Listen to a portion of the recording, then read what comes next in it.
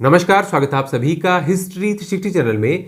मैं Ravi Kularia, history lecture Rajasthan से। आज के इस वीडियो में मैं बात करने वाला हूं शिक्षक भर्ती परीक्षाओं की तैयारी कर रहे विद्यार्थियों से एक बहुत खास मुद्दे पर। वो मुद्दा आपके लिए बहुत जरूरी है। जरूरी इसलिए भी है कि यदि आप गलती करेंगे तो आपको कुछ रुपयों का नुकसान हो सकता है।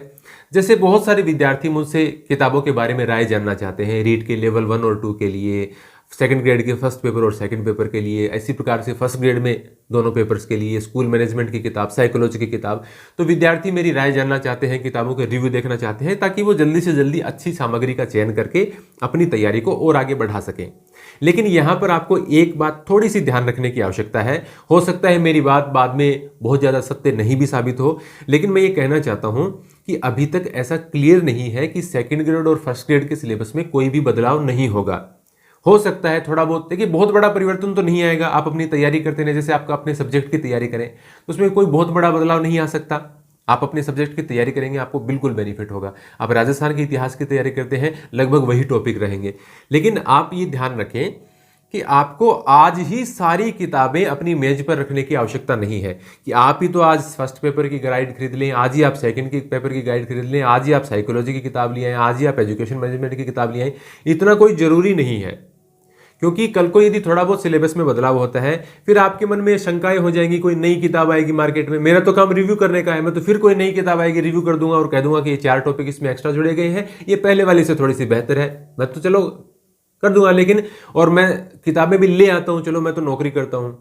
लेकिन बहुत सारे विद्यार्थियों के लिए बार बार किताबें खरीदना मुश्किल हो जाता है। तो मेरे कहने का मतलब ये है कि मान लीजिए कल को किसी विषय में थोड़े बहुत एक्स्ट्रा टॉपिक ऐड किए जाते हैं या रिमूव किए जाते हैं, तो उसके आधार पर नई किताबें मार्केट में आएंगी और तब आपका मन थोड़ा सा ये संशय में आ जाएगा कि भाई अब हम दोबारा खरीदेंगे या नहीं खरीदें। तो मेरी बात आप ध्यान से सुनिए। अभी आप उतनी ही किताबें लीजिए जितनी आप पढ़ सकते हैं।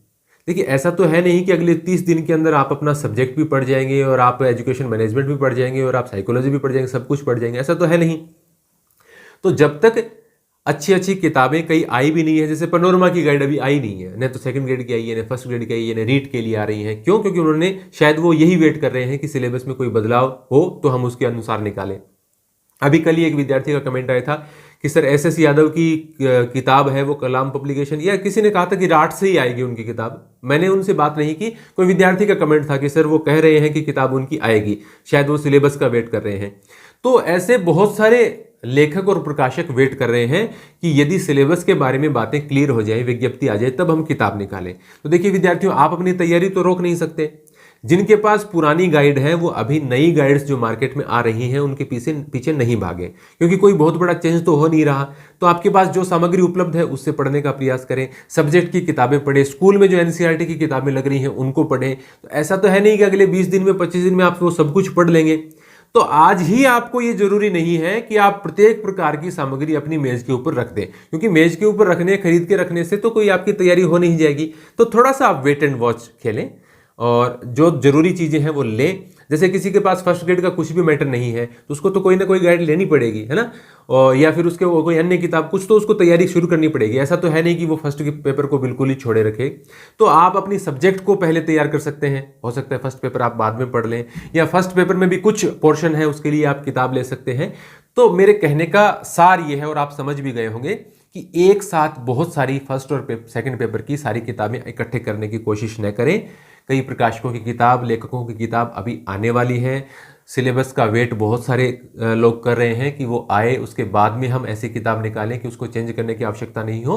तो थोड़ा सा आप विद्यार्थियों ध्यान रखें। ऐसा नहीं हो कि जैसे मैंने आज रिव्यू कर दिए किन्हीं किताबों के, परसों कर दिए और कर दूंगा, उन्हीं के आधार पर आप किताबें इकट्ठी करती जाएं और बाद में पता चले कि थोड़ा सिलेबस बदल गया है और फिर मेरे रिव्यू के बाद में फिर आपके मन में शंका हो जाए कि अब हमें फिर चेंज करनी पड़ेगी क्या। क्योंकि पैसे पेड़ पर तो लगते नहीं।